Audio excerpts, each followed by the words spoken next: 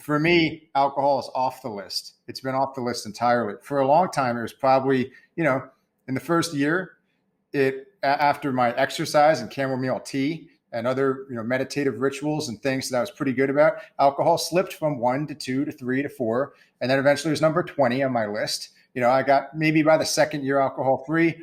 I would have drank if there was a nuclear apocalypse, but there's little else that could have gotten me to go drink. At this point, if nukes started going off, I wouldn't drink. There's really nothing to gain from it. I don't want to feel sick. It would hurt my stomach, and I don't want to feel shitty. So, it's just not a thing. There's zero deprivation. But I think for a lot of people, there's that self-fulfilling prophecy aspect to a slip turning into a relapse. And it's too bad, because if they were to balance themselves biochemically and rewire their brains and forge a new identity with which, being addicted to anything would be incompatible with who they are on a deep spiritual quantum level in their brains and bodies, then I think if more people were to do that, then addiction, relapse, and cross addiction would all be way less of a big deal than it tends to be here. And on the last note, I found this to be very interesting. A good friend of mine, also a scientist, is working on her second PhD. I have a video somewhere talking to her about biorebalance.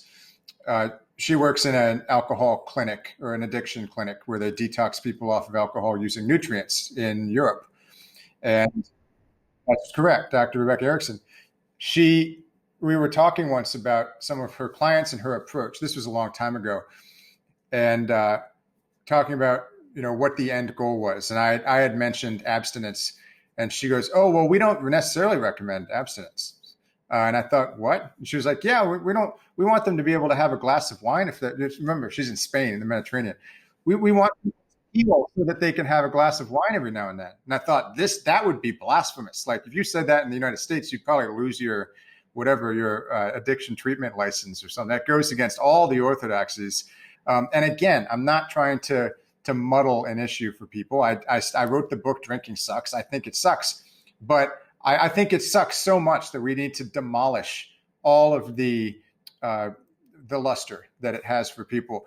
And what she also said was that when we heal people, they don't tend to want to drink that much, but we don't say it's an option that's off the table. And then if they have a glass of wine with dinner, that they've messed up, unless it turns into a full-blown relapse. And when they use the methods that they use over there, it doesn't tend to turn into a full-blown relapse. Now, assuming that they've rewired their brain, it takes time to do that. So you're not going to treat someone with an IV of nutrients and then the next day they're going to go have a glass of wine with dinner. Probably doesn't work like that. But this is not the science behind addiction, and the orthodoxy surrounding addiction in the US are not as settled or as compatible as people might believe.